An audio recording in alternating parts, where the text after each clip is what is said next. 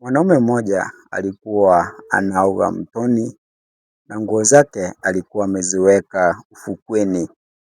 Kipindi ambacho anaoga ikasadifu ya kwamba kuna mwenda wazimu zuzu ambaye alikuwa anapita kando na mto huo, mto ambao ulikuwa unafahamika kwamba mto Kiberenge.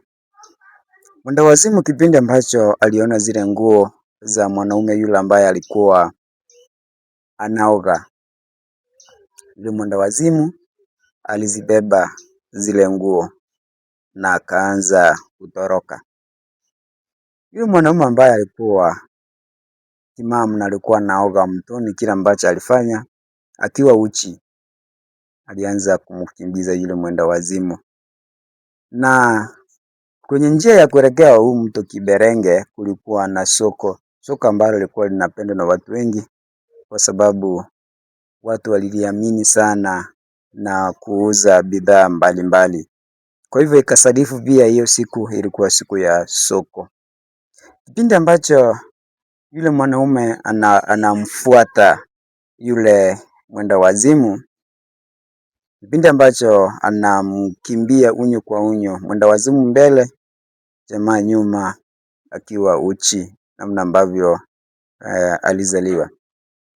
Kwa bahati mbaya alifika kwa soko, na mtu wa kwanza kupatana na yeye alikuwa ni mama mkwe kule ambako ameoa. Aibu ilimfika. Kisha kulikuwa na mtu mwingine hapo karibu alikuwa anauza nguo kuukuu. Alikuwa ni mwanaume ambaye alikuwa anaitwa Kimbaumbau. Kimbaumbau kitu ambacho alifanya ni kwamba alichukua nguo moja akaenda akamfunika yule mwanaume. Mwanaume alipatwa na aibu sana. Je, umejifunza nini kutokana na kisa hiki? Umejifunza nini? Ni kwamba wakati mwingine kuna mambo tunafaa kutumia akili.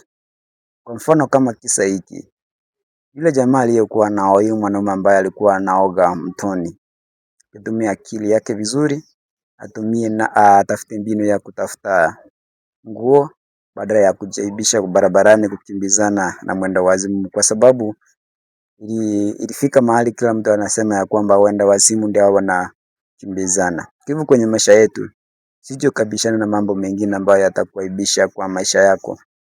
Kama ukiona kwamba jambo fulani si la maana, litakuja kukutia tope, litakuja kukupatia aibu, hakikisha ya kwamba unaachana nalo.